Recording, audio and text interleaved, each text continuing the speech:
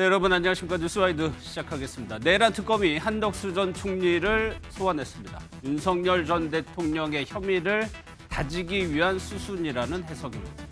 또 한 명 안덕근 산업통상부 장관도 불렀습니다. 비상계엄 당시 국무회의 의결 과정을 누구보다 잘 알고 있는 한 전 총리와 당시 국무회의에 참석 자체를 안 했던 안 장관. 특검이 무엇을 들여다보려는 건지 살펴보겠습니다. 또 하나, 특검은 검찰 단계에서 수사가 제대로 이뤄지지 않은 무인기 사건을 살피고 있습니다. 인력도 대거 투입했죠. 무언가 나온다면 윤 전 대통령에게는 외환죄 혐의가 추가될 수도 있습니다. 오늘 출석한 한 전 총리와 안 장관 모습부터 보겠습니다.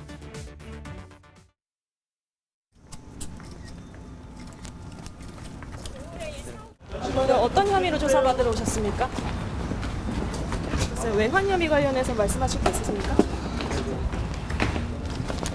국무회의 사후 문건 작성 폐기 의혹 대해서 한 말씀 부탁드리겠습니다. 오늘 어떤 부분 소명하실 건가요? 오늘 참고인 신분으로 오셨습니까? 피의자 신분으로 오셨습니까? 내란 동조 의혹 어떻게 생각하십니까? 직권남용 피해자라고 생각하십니까?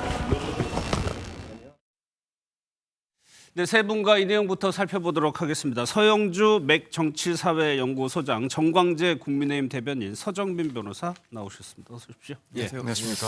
먼저 서변호사께 좀 여쭤봐야 될 것 같아요. 지금 한 전 총리를 불렀단 말이에요. 그러면 특검에서 한 전 총리와 관련해서 뭘 보겠다고, 뭘 물어보겠다고 부르는 걸까요? 네, 일단 비상계엄 선포 당시 그리고 전후의 사정에 대해서 소환을 해서 조사를 해보겠다 이런 부분은 일단 맞는 것 같습니다.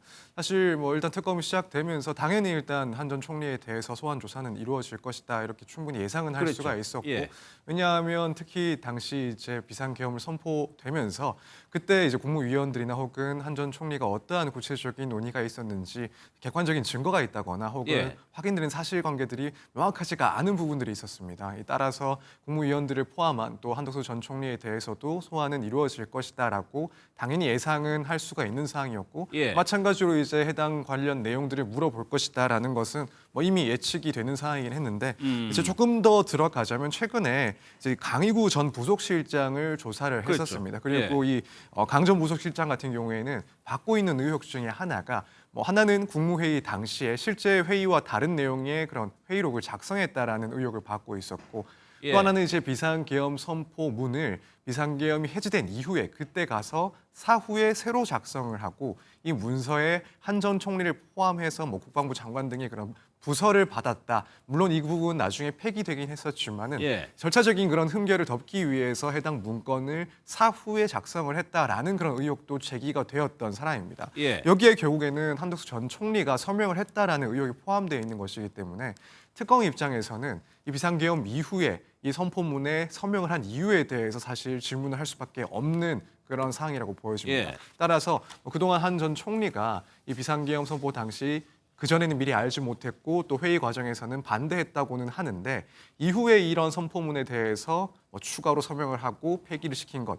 이 부분은 결국 소급해서 보면 비상계엄 당시에 무언가를 알고 있었다거나 혹은 어떠한 역할을 수행했기 때문에 이런 부적법한 문제 등을 덮기 위해서 사후에 어떤 행동을 한 것 아닌가라는 이제 의심점을 가지고 특검에서 이 부분을 상당히 좀 집중적으로 묻고 있지 않을까 이렇게 생각합니다. 하나만 더 여쭤볼게요. 강희구 전 실장 같은 경우는 참고인 신분이라고 특검을 밝혔어요. 그런데 오늘은 한덕수 전 총리가 무슨 신분이냐 기자들이 물어본 거에 대해서 특검이 답을 안 했어요. 참고인인지 피고인인지. 이거는 어떤 의미가 있는 겁니까?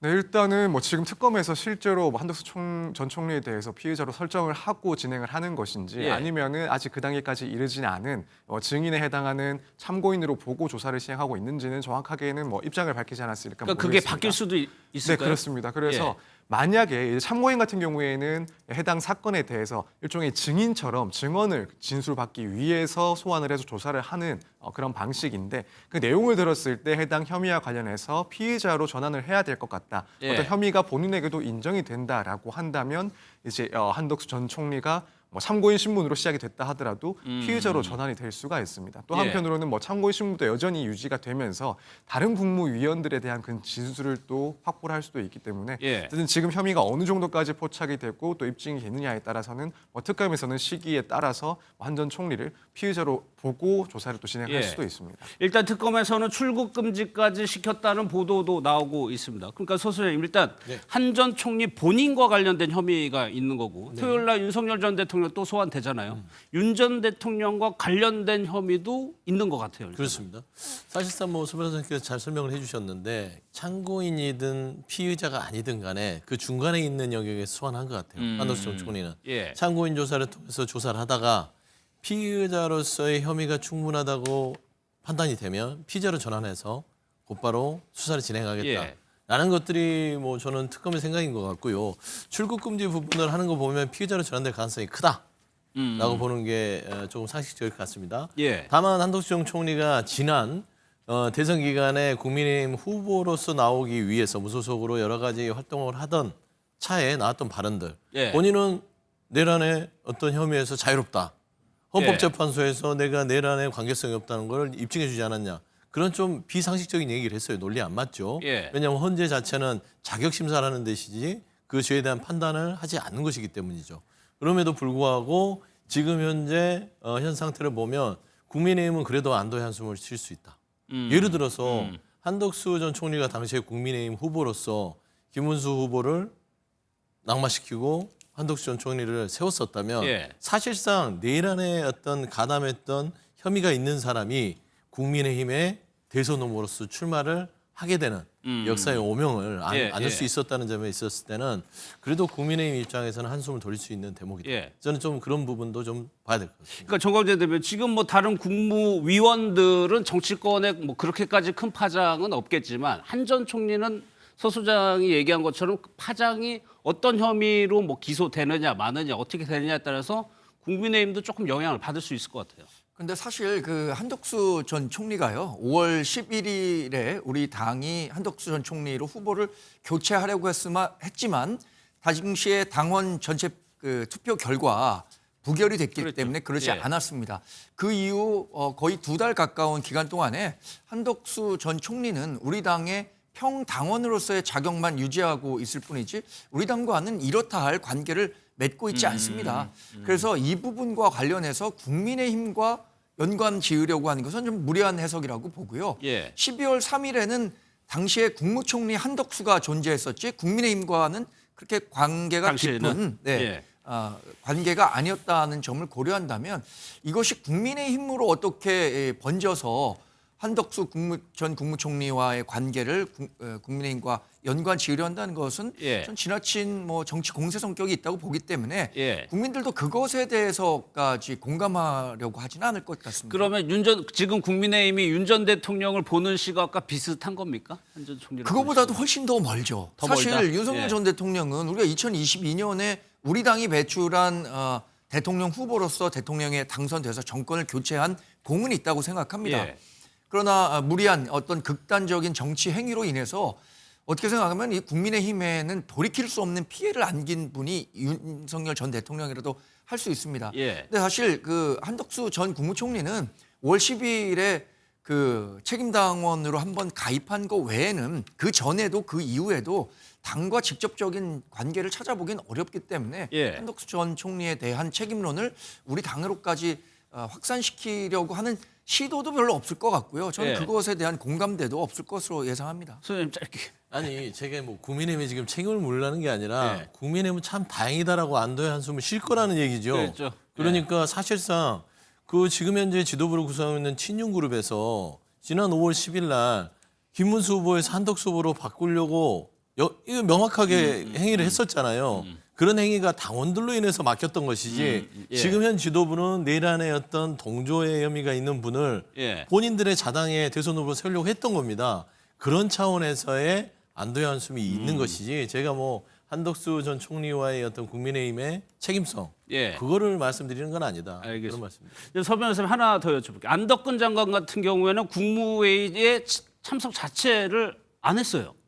그럼에도 불구하고 국무회의 전후 사정을 가장 잘 아는 인물과 전혀 참석을 하지 않아서 그때 어떤 일이 벌어졌는지 모르는 사람 같이 불렀다는 거는 특검에서 뭘 보겠다는 겁니까? 저도 사실 이제 이런 순서에 대해서 특검이 어떤 의도를 가지고 이렇게 소환 절차를 밟고 있는지에 대해서는 추측할 수밖에는 없는 상황입니다. 일단 말씀하신 것처럼 지금 뭐 안덕근 장관 같은 경우 장관 같은 경우에는 국무회의 자체에는 처음 참석하지를 않았고 다만 이후에 계엄 해제를 하는 데 있어서 국무회의는 참석을 했다라고 알려지고 있습니다. 예.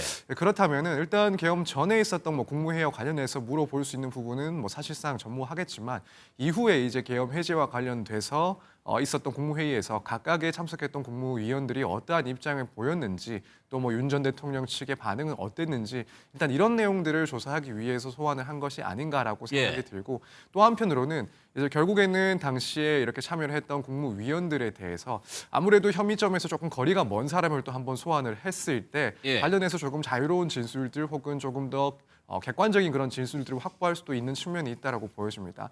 그러한 이후에 어쨌든 조금 더 혐의점이 짙은 국무위원들을 차례대로 소환을 하면서 보다 진술을 수월하게 끌어내기 위한 그런 순서일 수도 있다 이런 생각도 해볼 수 있을 것 같습니다. 이제 뭐 조사가 진행되고 있으니까 한 전 총리가 어떤 식의 진술을 할지는 아마 내일 뭐 언론들이 보도를 할 것 같은데 아니면 오늘 밤에요. 공통 질문 한번 드려볼게요. 김용현 전 장관 같은 경우는 거의 윤석열 전 대통령과 한 몸처럼 움직였습니다. 윤 전 대통령 편에 섰었죠. 그러면 한덕수 전 총리는 어떤 스탠스를 취할 것인가?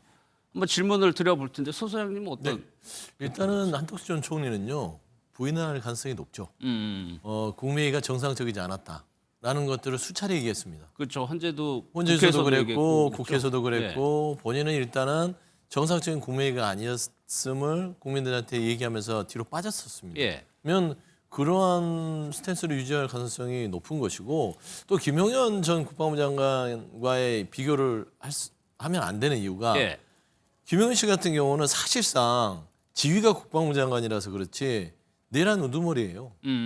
실무적으로는요. 그렇기 때문에 이 사람 자체의 어떤 발언들은 윤석열 전 대통령을 지키려고 하는 게 아니라 그냥 본인이 한 게 맞아요. 내가 했다 다 했다. 다 했죠. 사실 얘기한 겁니다. 그러면서 마치 윤석열 전 대통령을 지키는 것처럼 하는데 본인이 다 했다 하더라도 책임은 대통령이 지는 것이죠. 그래서 결국에 김용현 씨와 윤석열 전 대통령과의 함수 관계는 어쩔 수 없는 것이지만 한덕수 전 총리는 앞서서도 나름대로 거리를 뒀기 때문에 이번에도 가서 나는 전혀 협조할 생각도 없었고 정상적인 국무회의가 아니었다고 여러 차례 얘기했고 또 그 얘기도 할 겁니다. 헌재에서 이미 이 부분에 대해서는 나를 면죄부를 줬다. 또 이 얘기를 반복하지 않을까. 그러면 서 변호사님 법리적으로 변론 전략 측면에서 한번 판단을 들어보고 정광재 대변인 생각 한번 들어볼게요. 네, 일단 저도 당연히 한덕수 전 총리는 입장을 봤을 때 뭐 당연히 부인을 할 거다, 전면적으로 부인을 할 거다라고 생각이 듭니다. 일단 만약에 이제 변호인의 입장에서 바라봤을 때 만약에라도 이제 한덕수 전 총리의 그런 자신의 생각에 비추어 봤을 때 당시에 비상계엄 선포 당시에 어떠한 역할을 했다라고 한다면 아마 지금까지 보여줬던 입장과는 사뭇 다른 태도를 보였을 거라고 생각을 합니다. 혹여라도 문제가 될 수 있는 역할을 했다라고 한다면 당연히 이 비상계엄의 적법성을 더욱 강조를 하고 또는 뭐 타당하다 이런 주장들을 해왔을 것이라고 보여지는데 오히려 반대로 이 비상계엄은 적법하지 못했다라는 점을 주장하는 걸 봤을 때 결국 한덕수 전 총리 입장에서는 자신이 실제로 법적인 책임을 질 만한 행동은 없었다 혹은 그럴 만한 상황은 아니다라는 판단을 이미 하고 이런 입장을 보였다라고 생각을 합니다. 그렇다면은 결국 지금 시점에 와서 뭐 그동안 수사기관에서 특별하게 한덕수 전 총리에 대해서 뭐 기소를 한다거나 혹은 보다 구체적인 조사가 없었다라는 점을 비추어 보면 지금 상황도 크게 다르지 않은 상황이라고 일단 생각을 할 것 같고 그렇다면 당연히 이때까지 해왔던 주장들 그러니까 비상계엄과 관련해서는 아는 것도 뭐 거의 없고 또 여기에 대해서는 관여한 바가 없다라는 주장을 계속하는 것이 뭐 변호인 입장에서는 그게 타당한 방식이 아닐까 생각이 듭니다. 일단은 윤 전 대통령 조사를 위한 뭐 다지기 이렇게 보는 시각이 우세한 것 같아요. 정광재 대변인. 저도 한덕수 전 국무총리가 지금 굳이 윤석열 전 대통령에 유리한 증언을 할 이유는 없다고 생각합니다. 12월 14일에 국회에서 윤석열 전 대통령에 대한 탄핵 표결 이후에 꾸준히 보여왔던 한 전 총리의 행보는 본인은 계엄에 대해서 전혀 알지 못했고 계엄과 관련해서 본인이 책임을 질 만한 내용도 없다는 것을 얘기해왔던 거예요. 사실 헌법재판소에서 재판이 진행되는 과정에서도 정상적인 국무회의라고 보기 어려웠다라고 얘기한 것부터가 계엄과 본인은 거리를 두는 확실한 전략을 채택했다고 보고요. 예. 실제로도 한덕수 전 총리가 계엄과 관련해서 사전에 어떤 정보가 있었다거나 적극적으로 동조했다거나 이것을 특검 수사를 통해서 찾아내서 입증하는 것도 좀 굉장히 좀 어려울 것으로 봅니다.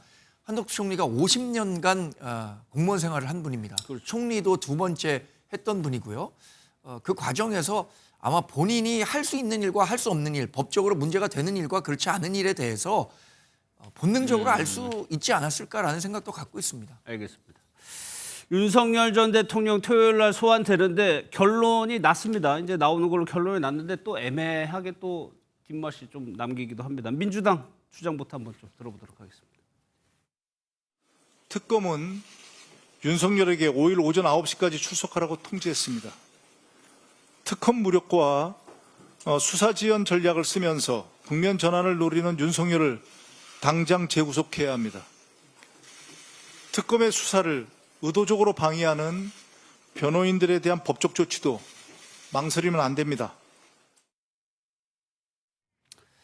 토요일, 그러니까 5일에 나옵니다. 이제 시간을 두고 이제 실랑이를 좀 벌였는데 결국에는 9시에 나오라고 특검에서 재차 통지를 했어요. 근데 여기에 대해서 윤 전 대통령 측이 뭐라고 했냐면 9시 경이라고 얘기를 했어요. 10분이나 20분 정도 늦을 수 있다라고 얘기를 했는데 저희가 한번 그 지도를 하나 보여드릴 텐데요. 윤 전 대통령의 사저하고 서울고검이 선생님 바로 길 건너입니다. 네, 그러니까 그렇죠. 멀리 있는 곳이 아니고 네. 뭐 지방에 계시는 분도 많으니까 서 변호사님께 여쭤봐야 되겠군요. 그 아크로비스타라는 사저하고 서울고검이 있는데 길 하나를 사이에 두고 있는 거예요. 그러니까 거기서는 유턴할 필요도 없이 사저에서 나와서 좌회전해서 들어가면 되는 겁니다. 그런데 여기 이걸 시간을 두고 이렇게 실랑이를 벌이는 이유가 계속 이러는 거예요. 궁금하거든요. 네, 일단은 뭐 짧게 보자면 결국에는 뭐 윤 전 대통령 측에서든 특검에서든 수사권과 관련된 이 수사와 관련된 주도권을 뺏기지 않겠다. 예. 이런 상황으로 보이긴 하는데 일단은 그것보다도 결국에는 양측에서 서로 앞으로의 수순을 생각하면서 이런 시간에 대한 이야기들이 오가고 있는 게 아닌가 이렇게 생각을 개인적으로는 하고 있습니다.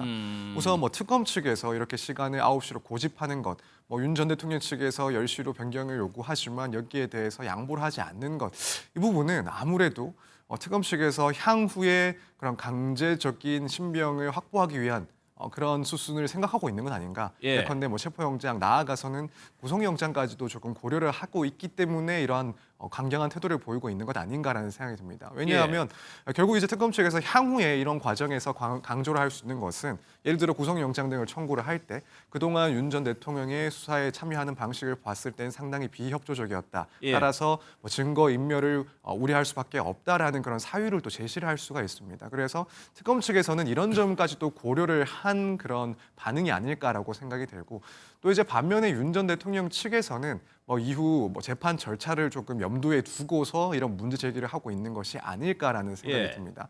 결국에는 출석과 관련해서 협의가 필요하다라는 입장을 계속 유지를 하면서 특검 측에서 뭐 윤 전 대통령 측과 협의를 하고 있지 않은 일방적인 통지를 하고 있다라고 주장을 하면서 결국 적법 절차를 위반하고 있다라는 그런 이야기를 하고 있는 상황입니다. 예. 그렇다면 앞으로 재판에 이제 만약에 재판을 시작하게 되면 재판에서도 이 수사는 부적법하게 진행됐던 수사이기 때문에 부당하다. 또 관련해서는 뭐 증거들을 신뢰할 수가 없다라는 식으로 예. 이 재판 변론 방향을 생각했을 때 하고 있는 그런 수순이 아닐까. 그래서 예. 양측이 서로 앞으로의 그런 과정들을 고려하면서 이렇게 한치 양보 없이 서로 주장을 하고 있는 상황이 아닌가 예, 이렇게 그럴 생각합니다. 수밖에 없어요. 선생님, 아까 그 윤 전 대통령 측이 밝힌 입장을 보면은 9시에 나오면 사실 좀 늦을 수 있다. 대신에 출석은 반드시 한다. 그리고 적극적으로 진술할 것이라고 덧붙이는 이유가 분명히 있을 거란 말이에요. 그러니까 뭐 기싸움이라고 하기에는 조금 눈살이 찌푸러지는 흉한 모습이죠. 예. 사실상 피의자로서 우리가 봤을 때 전직 대통령이라 하더라도 더더욱 검찰 이 소환에 성실하게 임하는 것들이 본인이 전직 대통령이었으면 국민들을 봤을 때 그게 좀 눈살이 찌푸러지지 않을까요? 그런 걸 전혀 고려하지 않고 기싸움을 하는 건데 그 부분은 서 변호사님께서 얘기를 하셨으니까요.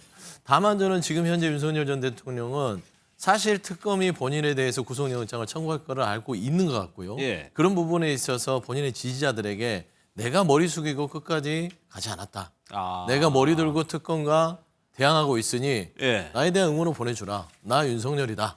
라는 어떤 신호를 보내는 것 외에는 본인에게 수사에 득택이 하나도 없습니다. 예. 예를 들어 특검에서 지금 사실상 차곡차곡 괘씸죄를 적용하고 있는 거 아니겠어요? 예. 그래서 저는 9시에 나오면 9시에 나오는 것이고 늦으면 10시에 시간 조정을 할 수 있는데 10분, 20분 늦을 것 같다. 이게 뭡니까?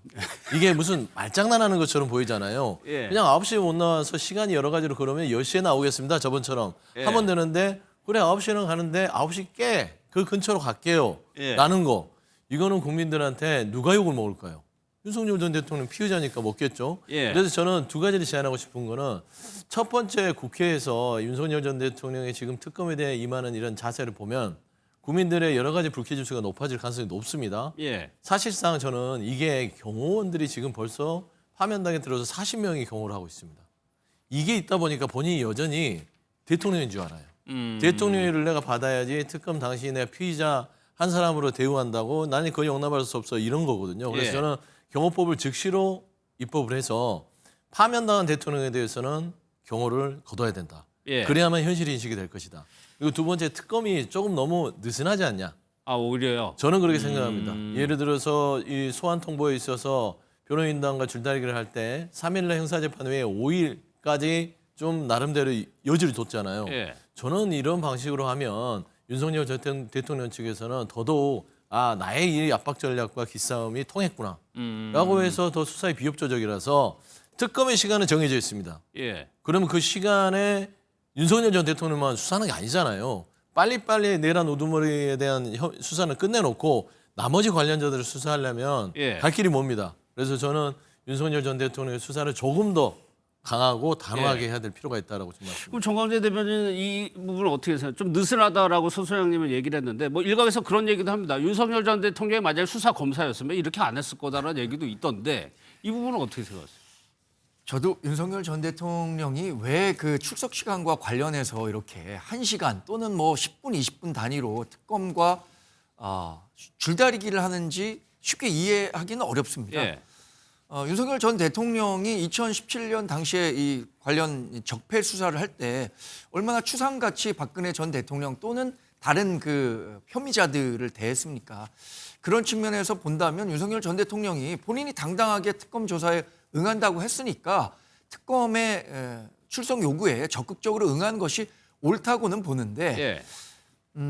다만 뭐 윤석열 전 대통령이 그 모든 법 앞에 평등하다는 그 진리 앞에는 평등할 수밖에 없지만 본인이 갖고 있는 방어권이라는 것에 대해서 지나치게 또 여론 플레이를 할 필요는 없다고 생각합니다. 예. 그러나 객관적 정황상 본다면 윤석열 전 대통령이 얘기하는 뭐 출석 시간 조율이라든가 이런 것이 국민들이 갖고 있는 일반적인 법 감정하고는 조금 다르다라는 측면에서 조금 더 재고해 볼 필요는 있겠다라고 생각합니다. 이 예. 윤석열 전 대통령이 이런 시간을 고수한다고 하더라도 그분을 보좌하는 지금 변호인단이 있지 않습니까? 예. 변호인단은 그러면 정확한 좀 가이드라인을 주는 게 좋지 않을까라는 생각도 개인적으로는 해봅니다. 예. 또 하나요. 이번 내란 특검에서 평양의 무인기 사건 아마 기억하실 텐데 당시에 북한의 자작극이냐 정말 남한에서 보낸 것이냐 남한에서 보냈다면 도대체 왜 보낸 것이냐 의문이 상당히 많이 일었던 사건입니다. 근데 서 변호사님 이거를 다시 들여다 본다는 거는 외환죄 혐의 여기까지 한번 보겠다는 얘기잖아요. 특검에서. 네, 그렇습니다. 사실 지금 내란 특검 같은 경우에 주요 큰 두 개의 수사 대상이라고 하면 하나는 당연히 이제 내란 혐의인 것이고 또 하나는 지금 이 외환 혐의입니다. 말씀하신 것처럼 2024년 그러니까 비상계엄을 선포하기 전에 그런 계엄 사유를 만들어내기 위해서 그 빌미를 만들어내기 위해서 북한의 무인기 등을 침투시켰다. 그렇게 해서 뭔가 이제 군사적인 충돌을 의도했다라는 그런 혐의를 가지고 수사를 시작을 한 상황입니다.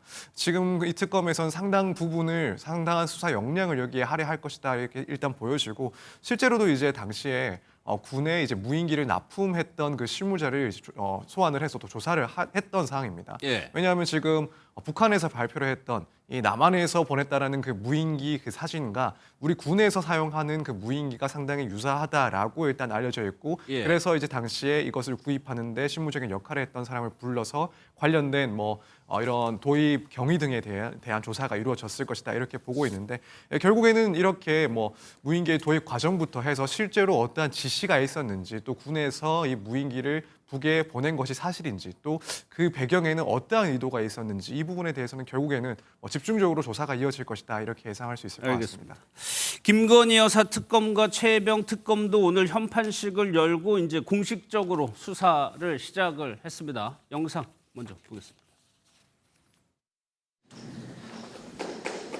네, 다음으로 민중기 특별검사님의 인사 말씀이 있겠습니다. 저희 특검팀은 힘을 합치고 지혜를 모아 여러 의문에 대해 제대로 된 답을 드릴 수 있도록 최선을 다하겠습니다.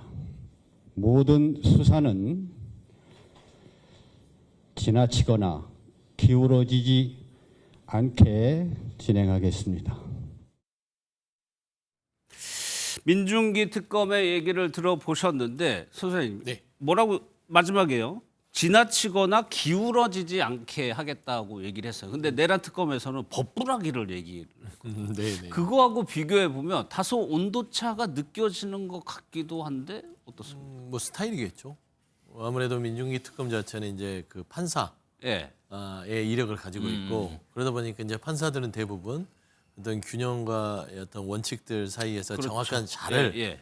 잘을 되는 역할을 한다면 아무래도 저기 조은석 특검 자체는 날카로운 면도칼 같은 예. 그런 성격을 가진 검사 보통 검사 출신이잖아요. 출신이죠. 그렇죠. 그러다 예. 보니까 당연히 그 특색은 다를 것 같아요.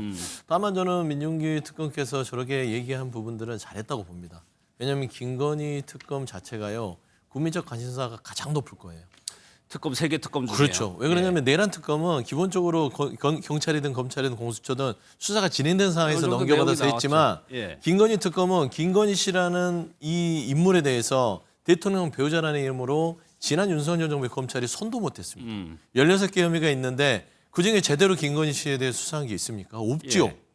그렇기 때문에 하나하나 새롭게 처음부터 들여다봐야 되기 때문에 이게 마치 지난 정권에 대한 어떤 뭐 보복성으로 예. 비춰지는 것들은 김건희 씨에 대한 명확한 혐의를 주는 거에 있어서 부담이 될 수 있다. 그렇기 때문에 시작부터 아주 철저하게 기울어짐 없이 하겠다는 어떤 일성을 하신 것 같은데 저는 김건희 씨에 대한 어떤 여러 가지 수사가 이루어지면 예. 저는 의외로 내란 특검이 별로 국민들 관심사에서 멀어질 수도 있겠다. 왜냐하면 워낙 소설 같은 얘기들이 계속될 거 아닙니까? 사실 그게 애초에 전망이었어요. 그렇죠. 예. 왜냐하면 주가 조작에 수십억을 벌었는데도 수사를 피했고 황제 출장 조사를 했죠. 거기에 통일교와 관련된 건진법사의 수천만 짜리 목걸이와 샤넬백이 오갔는데도 그 출자가 어떻게 됐는지 국가사업과 예. 관련해서 특히나 양평고속도로 십몇 년 했던 국가산업을 본인 일가가 있는 땅으로 종점을 변경하는 그 과정들 예. 어마어마한 일들이 지금 일어났음에도 불구하고 아예 이 부분들은 수사가 이루어지지 않았습니다. 예. 명태균 씨 녹취록 나왔잖아요. 총선, 대선 그 공천 개발 이런 부분들에 있어서는 거의 소설 수준이라서요. 저는 국민들이 이 좀 죄송한 말이지만 내란 특검보다는 스토리는 김건희 특검에 많이 눈길이 쏠리지 않을까 생각합니다. 그러니까 중간에 앞서 뭐 한 전 총리와 국민의힘 뭐 영향을 여쭤봤지만 사실 좀 국민의힘에서는 김건희 여사 특검을 더 주시하고 있다는 얘기도 있잖아요. 굉장히 부담스럽죠. 예. 그래서 민중기 특검이 얘기한 것처럼 지나치거나 기울어지지 않게 진행하겠다는 데에 대해서는 좀 120% 공감합니다. 예. 왜냐하면 김건희 여사를 둘러싼 의혹이 16개인데 이게 거의 그 김건희 여사의 인생 전반을 살펴보는 내용이라고 봐도 무방할 것 같아요. 특히 우리 당으로서 부담스러울 수밖에 없는 것은 명태균 씨와 관련한 내용. 그러니까 명태균 씨가 2022년에 있었던 지방선거 관련한 그리고 또 보궐선거 관련한 공천과 관련해서 개입했었다는 것과 또 윤석열 전 대통령 후보 시절의 여론조사 과정에서 불공정한 방법으로 여론 조작에 나섰었다는 것. 이것은 우리 당의 공천 과정을 들여다볼 수도 있는 내용이어서 그렇죠. 우리 당으로서는 상당히 민감한 문제인데 다만 저는 이렇게 봅니다. 이게 공천이라는 게 굉장히 정무적인 내용이 많이 반영이 되는 겁니다. 예. 당시에 공천관리위원장을 했었던 뭐 윤상현 의원이라든가 또 정진석 전 비서실장이나 이런 분들까지 조사가 이루어진다고 하더라도 공천 과정 전반에 대해서 법률적 잣대로 어디까지 들이댈 수 있을까? 이 부분과 관련해서는 의문으로 보기 때문에 다른 사안, 우리 당과 좀 상관없는 사안에 대해서는 뭐 부담이 덜하겠지만 우리 당과 직접적인 연관 관계가 있는 명태균 게이트와 관련해서라도 이게 우리 당 전체에 뭐 큰 부담을 줄 정도는 아니다. 예. 이렇게 판단하고 있습니다. 다만 이게 여론에는 굉장히 민감한 영향을 줄 수 있기 때문에 사실 정치라는 게 여론을 바탕으로 하는 거잖아요. 그런 측면에서는 예의주시해야겠죠. 예. 최혜병 특검 같은 경우에는 현판식과 동시에 수사도 착수를 한 것 같습니다. 임성근 전 사단장이 오늘 바로 소환이 됐습니다. 뭐라고 얘기했는지 한번 들어보겠습니다.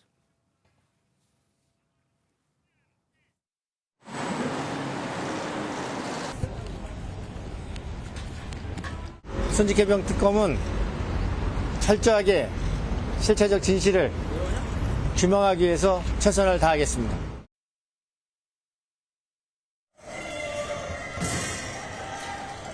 저는 이종호 씨와 일면식도 없고 전혀 통화한 적도 없고 아는 사이가 아닙니다. 김건희 여사님과도 마찬가지입니다. 전혀 모르는 사이고 제가 만약에 전화라도 한번 통화했으면 억울하지 않겠습니다. 임성근 전 사단장의 주장을 들어보셨는데 서 변호사님, 여기서 지금 주목받는 게 이른바 김건희 여사의 구명 로비 의혹입니다. 근데 임 전 사단장의 말처럼 저 말이 사실이라고 가정한다면 나는 그 당사자를 전혀 모르는데 구명 로비가 가능한 거냐는 취지인 것 같거든요.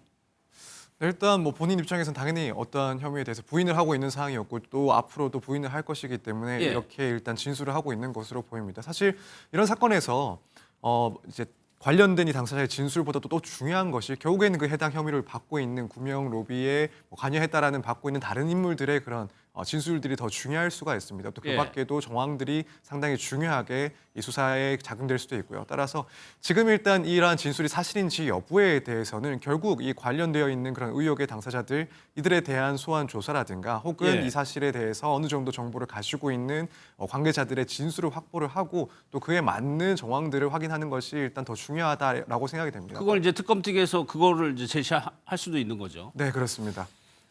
그런데 그 김건희 여사 관련한 수사가 더 관심을 받는다는 게 어떻게 보면 일각에서 그런 얘기도 나와요. 지금 오히려 최혜병 특검에서 김건희 여사를 먼저 부를 수도 있다. 수사 속도가 빠르다고 한다면 일종의 특검끼리의 지금 명확하게 업무 분장이 안 된 상황이기 때문에 겹치는 부분이 분명히 있는 거거든요. 그러니까 특검의 업무 분장의 문제가 아니라 예. 김건희 씨라는 캐릭터가 지난 3년간 윤석열 정부에서 어떤 역할을 했는지가 드러나는 대목 아니겠습니까? 예. 저는 세 개 특검 다 김건희 씨가 다 교집합으로 존재한다고 봅니다.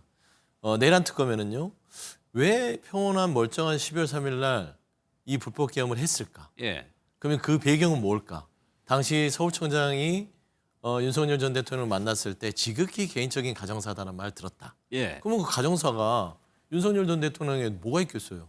김건희 씨 빼고는 뭐가 있나요? 아, 그것도 들여다볼 수 그렇죠. 있겠네요. 그러니까 결국에는 이 불법 내란의 동기에 대해서 들여다보면 김건희 씨가 나올 것이고 김건희 특검은 당연히 김건희 씨가 주체고 예. 그러면 최혜병 특검에 있어서도 사실상 이거는 최혜병에 대한 여러 가지의 그 사망에 이르게 된 원인도 있겠으나 구명 로비잖아요. 예. 임성근 사단장을 어떻게 해서 그 직을 유지하게 만들려고 했던 경로설, 경로의 배경은 무엇인가? 그러면 결국에는 그 경로의 배경에 김건희 여사라는 사람이 그 당시엔 존재했을 것이다. 그게 왜냐하면 블랙펄 대표였던 이종호 씨가 거기에도 등장하지 않습니까? 예. 그래서 저는 김건희 씨가 지난 윤석열 정부에서 했던 그 업이 이 특검을 통해서 드러나는 것이다. 예. 라고밖에 볼 수 없습니다. 알겠습니다.